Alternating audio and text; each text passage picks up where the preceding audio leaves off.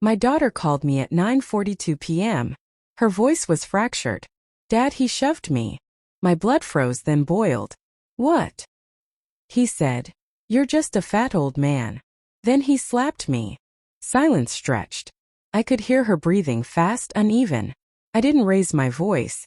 "Are you hurt?" "No, just scared." "Good," I said quietly. "Stay home. Lock the door." When I hung up, the house was already moving.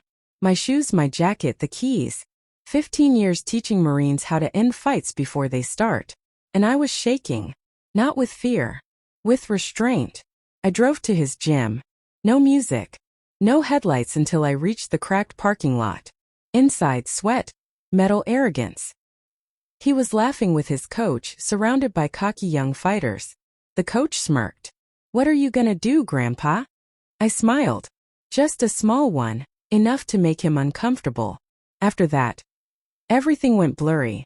Only sounds. Bones. Silence. When I left, 3 men were down. The coach was crawling. The boyfriend was crying. I didn't feel proud. I didn't feel anything, just quiet. The cops came that night. They didn't arrest me right away. Witnesses said it was self-defense. They'd cornered me, started it. But the truth wasn't that clean. I hadn't gone there to fight. I went there to send a message. Not to him. To myself.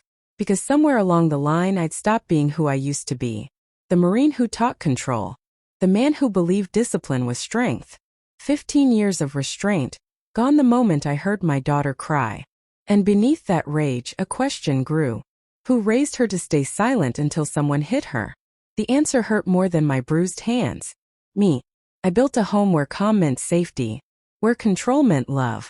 But control turned into distance. And distance into weakness. She'd found a boy who treated her the way I treated the world. Cold, commanding, detached. The fight wasn't with him. It was with the reflection he carried. Days passed. The papers called it justified rage. Neighbors whispered hero. I wasn't either.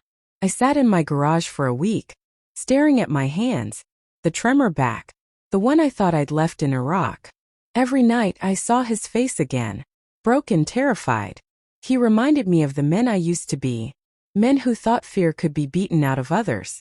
One evening my daughter came by. She sat across from me, eyes swollen. They said he might never fight again. I nodded. You could have killed him. I know. Tears fell. Why didn't you?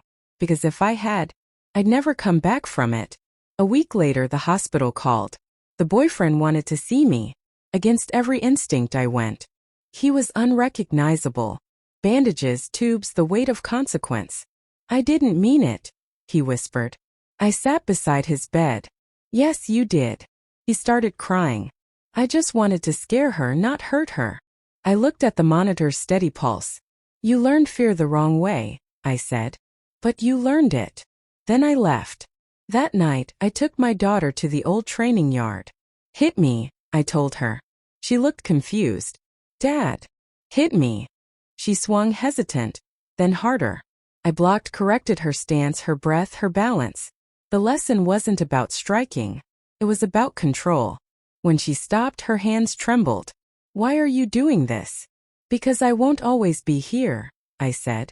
And next time someone tries to hurt you, you won't need me to stop them. She understood. The charges disappeared. No one wanted to admit a middle-aged Marine humbled their fighters. But something in me stayed fractured. I didn't go back to teaching. I didn't go back to fighting. I just started walking at night in silence. People think revenge feels like victory. Doesn't. Feels like silence, heavy, clean, final. Sometimes my daughter walks with me. We don't say much. We don't need to. She's not afraid anymore. And that's enough. Main message. True strength isn't revenge. It's restraint. Real power isn't how hard you hit, but how much control you keep.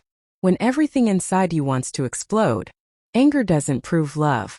Control does. Because violence doesn't heal fear. It only repeats it.